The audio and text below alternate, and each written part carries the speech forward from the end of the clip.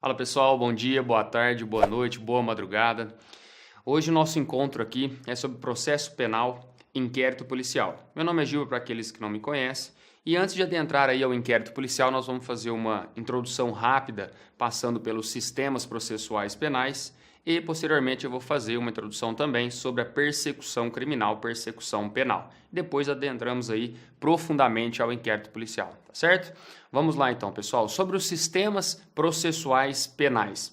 Nós temos três sistemas: sistema inquisitório, sistema acusatório e sistema misto. Bom, sobre o sistema inquisitório, dentro de sistemas em processo penal, nós temos algumas características importantes aqui que eu quero traçar para vocês. A primeira delas é a concentração nas mãos de uma só pessoa do poder, tanto de investigar, de acusar, de defender e de julgar. Então, os poderes aí, investigatórios, acusatórios, poderes de defesa, os poderes de julgar, ficam nas mãos de uma só pessoa. Ou seja, o órgão julgador concentra todos esses poderes nas mãos dele. No sistema inquisitório, nós também temos uma característica importante aqui para lembrar, que o próprio nome diz, né? Sistema inquisitório, inquisição. Ou seja, as garantias processuais, garantias constitucionais, as garantias dos direitos humanos não eram observadas nesse sistema inquisitório dentro de processo penal. Ou seja, poderia-se muitas vezes chegar até a tortura do acusado para então obter ali uma confissão. Às vezes nem mesmo chega-se à verdade por conta do sofrimento físico, psicológico. Às vezes o réu acabava confessando para então se ver livre daquela tortura. Então aqui nós tínhamos sim o meio de obter aí a verdade mesmo que formal aí, não a verdade real. Nós tínhamos aí uma tortura para a obtenção da verdade dos fatos. Esse aí é o sistema inquisitório. Ele está ligado com a defesa social. Gustavo Badaró, ilustre doutrinador aí de direito processual penal, ele fala isso, que o sistema inquisitório está ligado com a defesa da sociedade, com a defesa social. Ou seja, não se observa as garantias processuais e constitucionais do acusado. Não se interessa muito pelo acusado, mas pelo indiciado, na verdade, né? Mas sim para a defesa da sociedade. Essas aí são as principais características do sistema inquisitório. Agora, o sistema acusatório já tem uma garantia para o acusado.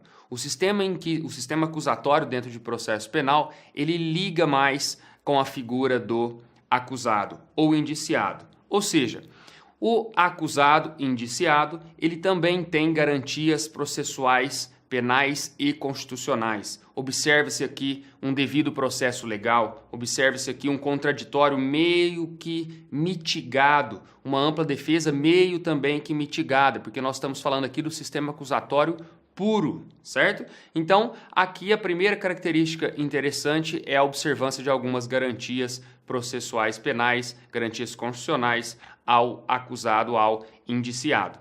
A segunda característica é que os poderes de acusar, de investigar, de julgar, de defender já não se encontram mais nas mãos de uma só pessoa, como no sistema inquisitório.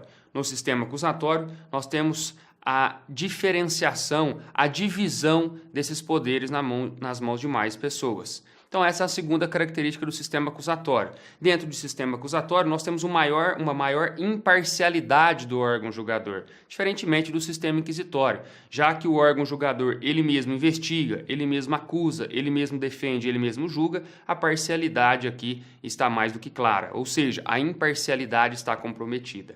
E nós temos também um terceiro sistema, que é o sistema misto, ou seja, há um misto entre o sistema inquisitório e o sistema acusatório. Nós temos duas fases aqui dentro da persecução criminal. Uma fase nós vamos ter a investigativa, ou seja, nós temos o sistema inquisitório nessa fase investigativa e numa segunda fase nós temos o sistema acusatório, que aí nós já adentramos a ação penal.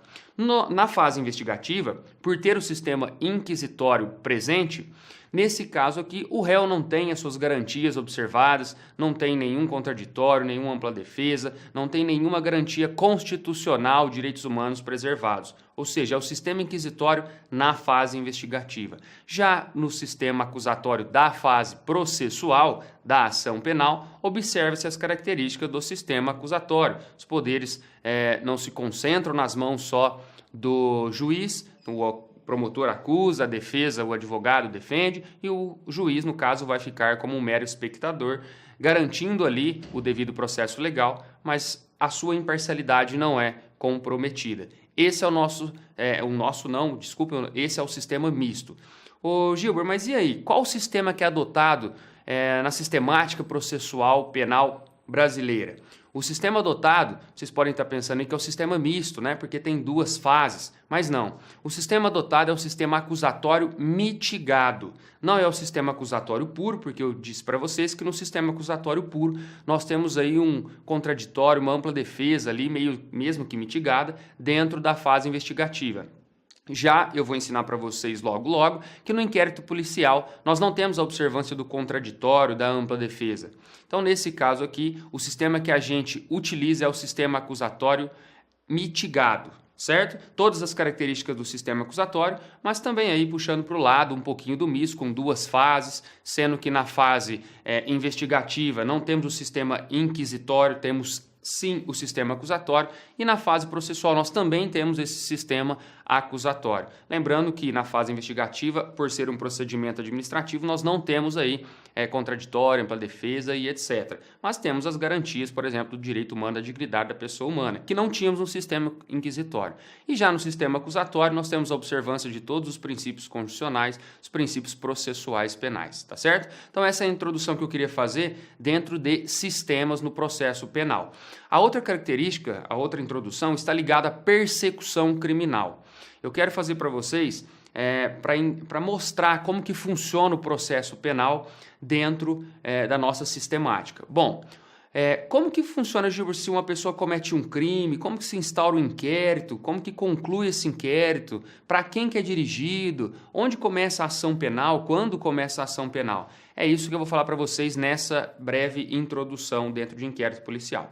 Bom, a persecução criminal ela tem duas fases. A fase investigativa e a fase da ação penal, a fase processual.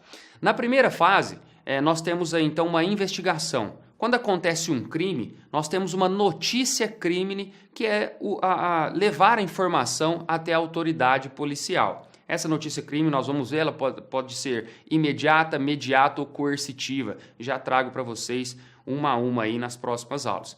A instauração do inquérito policial, ele é obrigatório ou não? Ou seja, o delegado vai instaurar o inquérito policial para então investigar. Vamos ver que o MP também pode investigar. Conclusão do inquérito policial. O delegado conclui o inquérito policial quando 10 dias se o réu estiver preso, 30 dias se estiver solto, podendo ser prorrogado. E aí nós vamos ter um relatório, né? O delegado ele vai concluir o inquérito policial por meio de um relatório. O destinatário, para quem que é? A hora que o delegado, ele conclui o inquérito policial, para quem que ele encaminha esse inquérito policial? Ele encaminha para o juiz, não é para o MP, hein, pessoal? O juiz que abre vista ao MP. Então, o delegado conclui o inquérito policial, encaminha para o juiz e o juiz depois abre vista ao MP. No Rio de Janeiro tem algumas repartições ali do Ministério Público que já recebe esse inquérito policial, mas é uma norma interna entre eles. Bom, na ação penal, depois aí de concluir esse inquérito policial, levado ao juiz e aberta vista ao MP, o que o MP faz? Ele pode tanto denunciar, ele pode também pedir novas diligências e ele pode arquivar o inquérito policial. Mas o MP vai denunciar, ele oferece a denúncia. O que acontece depois? Abre-se então a ação penal quando o juiz recebe a denúncia e cita o réu para apresentar aí resposta escrita. Bom, depois da resposta, Gilbert, instrução, vai colher provas, depois vamos ter alegações finais, sentença, recurso e trânsito em julgado. Então é assim que funciona a nossa sistemática processual. A persecução criminal, então, tem duas fases, tanto a fase investigativa quanto a ação penal. Volto logo para adentrar profundamente ao inquérito policial. Até mais.